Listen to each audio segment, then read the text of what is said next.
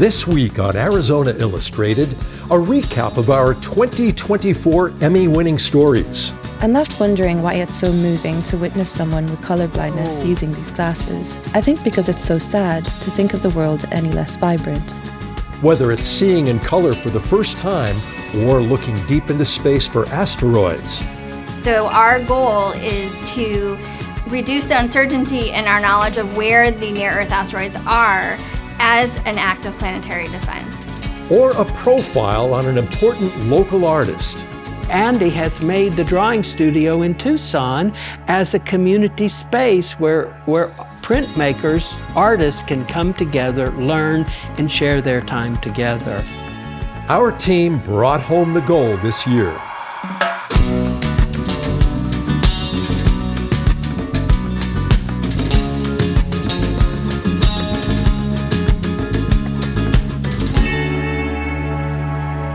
Hello and welcome to Arizona Illustrated. I'm Tom McNamara.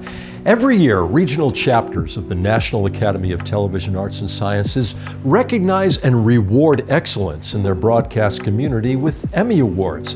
And this year, AZPM received nominations for 15 different projects. And our show won awards in 5 different categories, and our talented team brought home 11 statues. First up, producer Koichni Simone, videographers Robert Lindbergh, Deanna Cadena, and Erica Dellenbach, and graphic editor John DeSoto were all recognized with a Rocky Mountain Emmy in the instructional category for their work on John is Colorblind.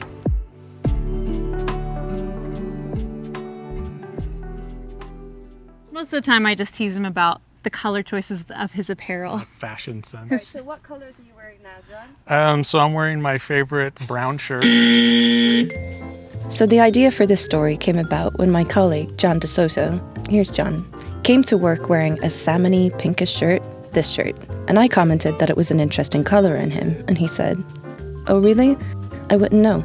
I'm colorblind." Surprised by this, I asked him if he ever tried those corrective glasses ever, and he said, "No. They're just kind of expensive." So naturally, I decided to do a story about this and set out on a mission to get John these glasses. And just when I was researching how to go about this, we learned of a partnership between Arizona State Museum and EnChroma, the company whose co-founder, Don McPherson, was the one who actually invented the lenses designed to address the symptoms of colorblindness. So it was all just kind of meant to be. This partnership is part of EnChroma's Color Accessibility Program, where they donate glasses to organizations like schools, libraries, and parks so that people with colorblindness can experience those spaces in more vivid color. In my life, I've not run across that many people that really seem to be interested at all. When it came to colors, I'd just back off and not say anything. And I'm a student here and I'm studying archaeology. And that's a lot of where I hope that these glasses will help things be easier for me. Oh, these glasses, I think, are gonna open my eyes to what I've been missing these many years. On this day, 4 colorblind individuals were invited to the museum where a press conference was held to witness their first experiences with the glasses. The biggest thing is it's embarrassing because I can't match clothes up well. My wife really gets on me about that. Like John, one thing they all have in common is having trouble getting dressed. My wife always had to dress me because of wrong color tie, wrong color shirt, wrong color pants. Apparently, I'm a moderate dresser. I've never had, with the exceptions from purple socks that my kids made me buy. Or it hasn't ever prevented me from actually doing something. Just in my profession, the only thing that it's hindered is when it comes to color grading footage. I'm probably not the best person for that job. And it hasn't ever really hindered their lives or professions in any significant way. I was an audio recording engineer, so being colorblind was not a big deal. I was a pharmacist, because then you just went by identification, the markings on them and the size and all that. I was a university professor for about half of my career and a working engineer. I've never struggled over it. And their colorblindness seems more interesting to those with normal color vision, perhaps because they don't know what they've actually been missing, and we can't imagine a world without the full spectrum. For these many decades, it's not a big deal to me any longer. So what is colorblindness? First of all, the biggest misconception is that colorblind people see the world in only shades of grey, black, and white. This is called achromatopsia, and it's extremely rare, affecting only 1 in approximately 30,000 people. Whereas the most common types, which is red-green colorblindness, affects approximately 300 million people worldwide. And maybe you're wondering why all the colorblind people in this story are male. That's because it's a sex-linked genetic mutation that is passed on the X chromosome. Females have 2 X chromosomes, so if a female inherits 1 normal X chromosome and 1 with the mutation, she won't display the mutation since it's a recessive gene. Males are more likely to be colorblind since they don't have a second X chromosome to override the chromosome that carries the mutation. And this is why 95% of colorblind people are male. Physiologically, colorblindness happens when a type of nerve in the retina, called a cone, isn't working correctly. These cones are what processes light as it enters our eyes and sends signals to the brain that allow us to perceive color. And there are 3 types of cone cells, and each has a different sensitivity to blues, greens, and reds. Typical color vision involves the slight overlapping of these 3 cones, and this enables us to detect up to 1 million different shades of color. Colorblindness happens when these cones overlap more than normal, and this causes confusion between specific colors. The more overlapping of these cones, the more color confusion it creates. And there are different types and intensities of colorblindness. One way to find out what type of colorblindness you have is to take an online test, as John is seen doing here. And this allows EnChroma to determine what type of colorblindness you have and what lenses will be most effective. No, nothing. Nope. 3. Nothing. So how do the glasses work? By using advanced spectral notch filters, EnChroma glasses selectively filters out wavelengths of light at the point where confusion or excessive overlap of color sensitivity occurs. Upwards of 80% of people affected by these types see an improvement, allowing them to perceive more colors in bright and vivid detail. Oh dear, well, that's way different. These 2, without the glasses, and these 2, they're pretty much equal in brightness, intensity, and color, and saturation kind of thing, but now they're way different. Well, what I can see better is each individual piece I can pick apart. Our wall of baskets. Wow. Those are something. Wow, look at that. EnChroma makes glasses for both indoor and outdoor settings, and when the 4 participants went outside, they experienced a much more dramatic difference. Wait, are these trials red?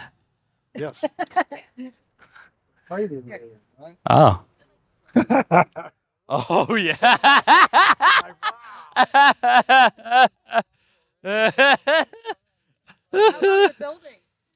Oh man.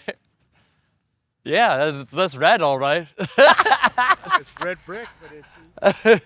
Here, you want next? Yeah, let me... Yeah. And for John's big moment, I brought him to the most colourful place I could think of, the Tucson Botanical Gardens, where we were joined by his wife and daughter. This is exciting. Palms are sweaty. Ooh. Seriously? Oh my gosh. That's weird. That's purple. That's what purple is. It's... Can you see these? Those are definitely red. What are those? That's definitely red. Oh, like the contrast in the red and green is like super significant. Look at your shirt. It's green. Oh, For dang. sure? Where is it? That's green. What did you think it was before? It's brown. That is weird. Mom, how green the vines. Those are very green. I'm left wondering why it's so moving to witness someone with colorblindness using these glasses. I think because it's so sad to think of the world any less vibrant. But this is subjective. There are, in fact, many, many more colors that people with normal color vision can't see, like infrared and ultraviolet. And it's impossible to even imagine what they look like, because we lack the visual literacy to articulate them. But perhaps one day, the technology will exist that will allow us to see how much richer and vaster the world and cosmos actually is. That's red. Hollywood is fond of making apocalyptic films about asteroids impacting Earth. At the University of Arizona Spacewatch program, several real-life scientists are on the front lines of monitoring the night sky for these hazardous asteroids. Fortunately, they haven't discovered any imminent threats yet. Producer Brian Nelson and photographer Danny Sachs were recognized with a Rocky Mountain Emmy in the Environment and Science category for their work on this story.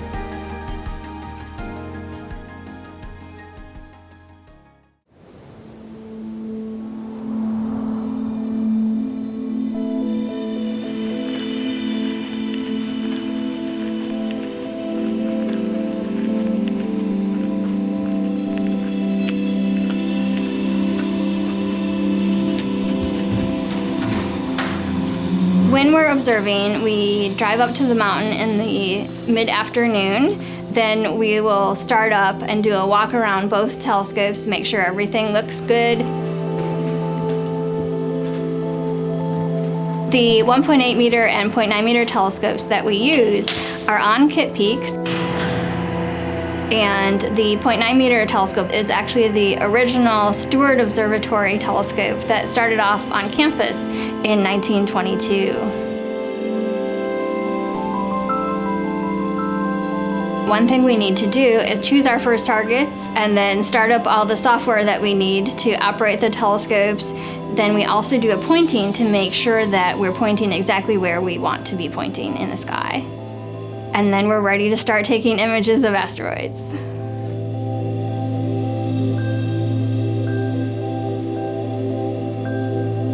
I'm Melissa Brucker. I work for the University of Arizona in the Lunar and Planetary Lab, and I'm the Principal Investigator of Spacewatch.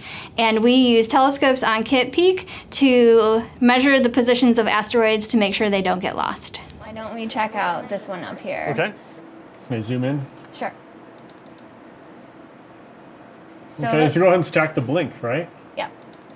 It may possibly be rotating. It looks a lot brighter in the last image. Yeah, and the stars appear uniformly. So at Spacewatch, there are 7 of us who operate the telescopes, including me, and we can have anywhere between 24 to 38 nights per month on the telescope. I always click this button, ping all, and dismounts. And these both should be normal. So as the lead engineer, I go up to the mountain once a month to start the run. Starting the run is an all-day activity where I go up there, turn on all the power, test all the telescope motions, rotate the domes, open the shutter, basically make sure it's going to work that night for the observer, whoever that may be. There are, I think, 88 steps total from starting up the telescope, observing all night, and shutting it down that the observer has to do every night to use and then safe the telescope at the end. Everything looks good.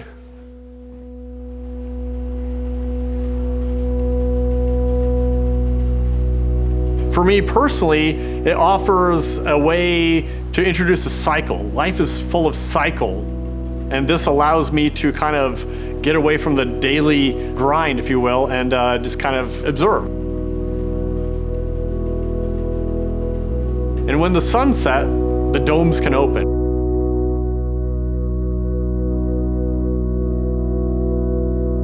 I do get that sense of awe looking up the night sky, and it is amazing how dark it is on Kitt Peak. You can actually see the Milky Way in all its glory.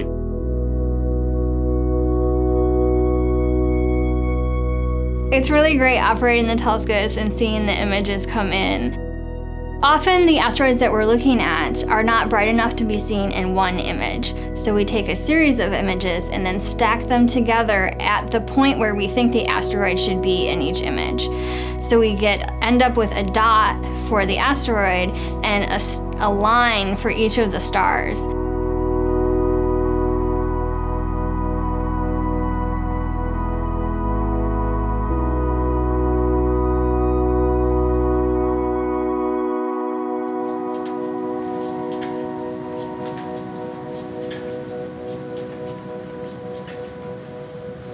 Spacewatch was started by Professor Tom Garrels and Dr. Bob McMillan in 1980, and we have gradually moved towards doing follow-up of newly discovered high-priority asteroids rather than doing survey.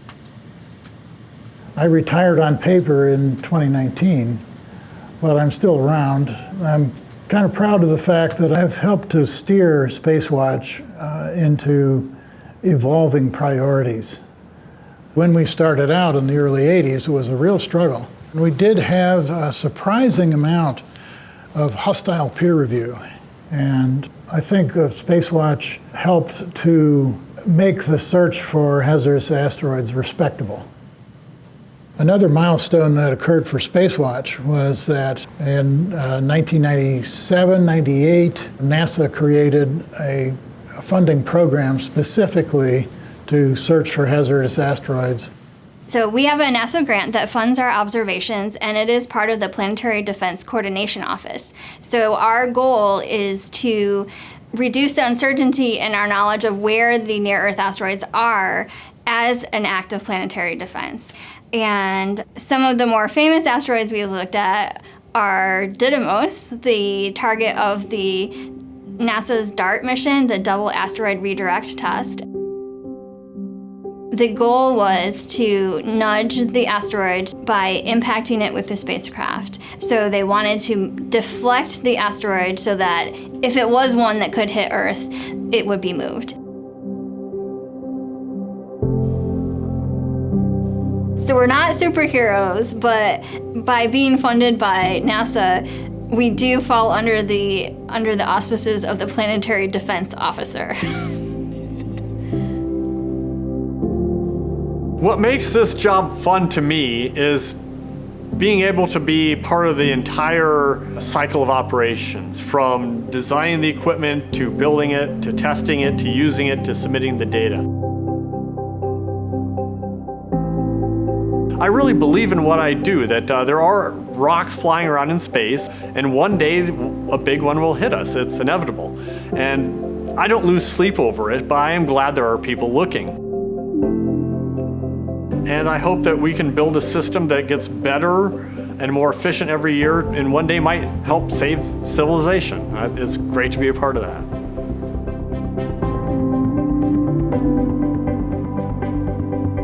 It's pretty exciting to observe an object that is a potential asteroid. And when you actually see it on the screen, blinking across the images, you're like, I did the job, and I'm saving the world.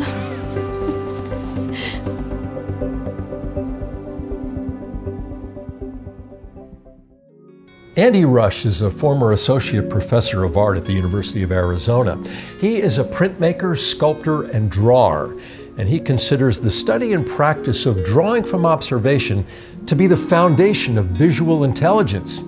In 1992, he founded the Drawing Studio with a core group of Tucson artists. Producer-videographer Özlem Özgür was awarded a Rocky Mountain Emmy in the Arts and Entertainment category for this story.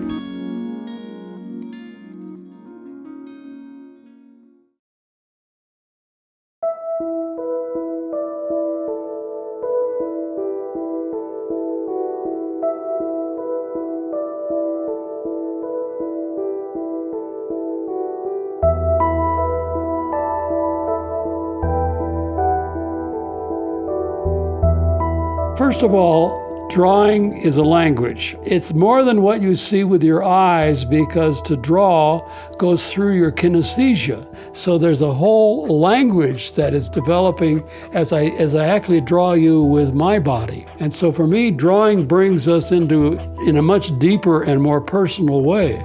Stieglitz used to say, the great photographer, a portrait is as much a self-portrait as is it one of you. So I draw because it's a way of getting to know the world that you never know by just looking at it. It's an enterprise that is not just about picture making. It's about a whole zone of being that you set up and then live in it for as long as it holds my interest. In the beginning, it was because I had the first charismatic teacher of my life, at the University of Illinois named Lee Chesney, and he was a printmaker himself. And I walked into the graduate studio one day after he had first arrived and watched him engraving on a large copper plate, and I was hooked. I was in the Marine Corps. When I was in Korea, I was on the demilitarized zone, and that meant by day there was nothing to do. So I would be with my watercolors out wandering the hills, looking at one of the most beautiful countries I've ever seen in my life. I also was in Japan every week and visit Japanese museums, and I learned so much about composition from Japanese woodcuts.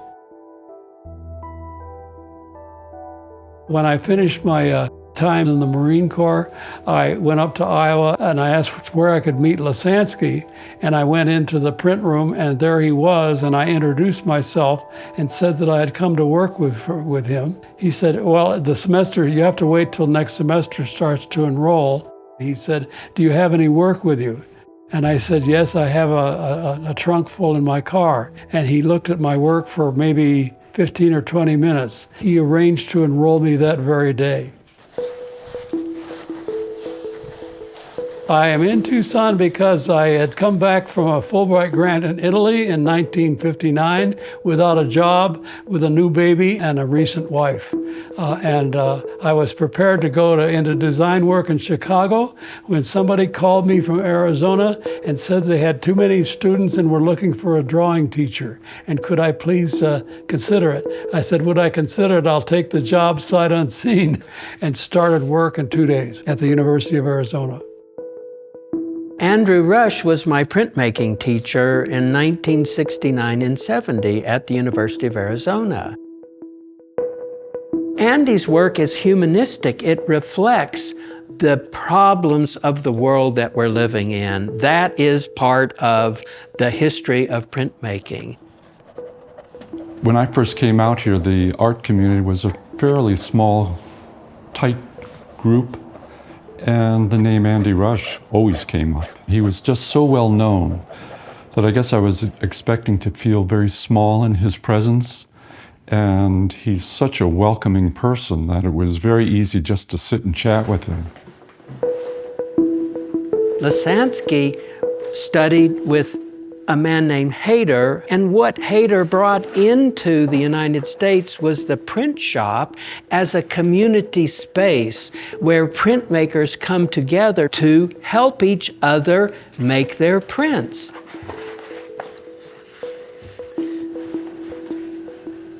And now Andy has made the drawing studio in Tucson as a community space where printmakers, artists can come together, learn, and share their time together. My fascination and experience with community is how come the drawing studio happened. I consider the drawing studio as a direct evolution from my experience both with Lisansky and with modern printmaking community studios. I came to the drawing studio specifically to be mentored by Andy.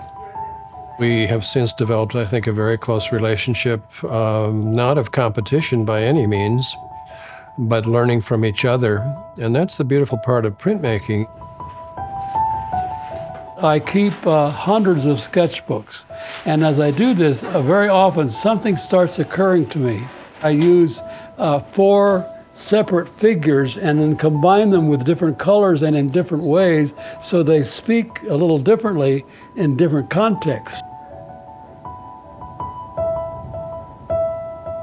What's the future going to be about? It's going to be about anybody who can think of things from more than one point of view. And the only place I know that teaches that is the arts, especially the visual arts. And that the drawing studio is an effort to design an organization that addresses the learning of art in a way that can reach anybody who wants to start. I was teaching drawing classes in my studio, and there were very limited places to learn drawing. And whenever a student showed up that came from Andy's school, it was apparent. They had skills and knowledge and an ability to work with the materials. the professor artist Charles Littler. Every Sunday morning we sat to talk about community and what it would take to find a way for artists to live together in a more compatible way with our children and our lives and continue to make art. Charles's wife, Cora, found an ad in the paper advertising an old dude ranch up for sale, 80 acres and 23 houses for $68,000. Can you believe it? We got a group together from the U of A to buy this property in 1968. And the following year, Andy moved out here, and we've been here ever since. We've done many projects together, mostly murals and tile murals. We've had shows together here in the gallery. He switched to clay for a while. He worked on clay for probably 15 years or so. In the middle of the 80s someplace, I noticed that the market for what I make, black and white etchings, was fading. Suddenly I had 4 kids in school at the time. I needed to find something. And at the time, my friend Fox McGrew here on my ranch, who's a ceramic sculptor, was teaching me how to make tile, how to make art tile. So I began to work in terracotta sculpture. Art is a language, and you learn it like you learn any language. You know, it has a grammar, it has a vocabulary, it has a context, it has a history. So it every bit as much needs to be learned like you learn to speak or you learn to write.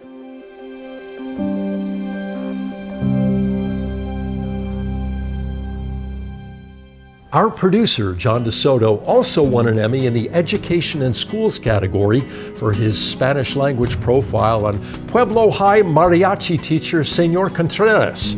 You can see that and a growing collection of Spanish language stories on our website, azpm.org/espanol.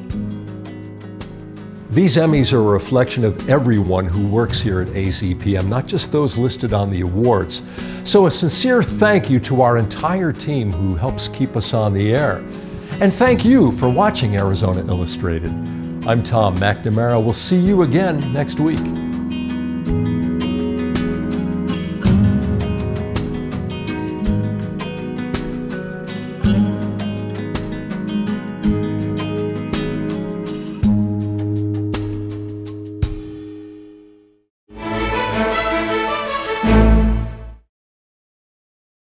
Hi, I'm Tom McNamara, host of Arizona Illustrated, and thanks for watching our entire show here on YouTube. And if you liked it, well, here are some stories from other episodes that we think you'll like.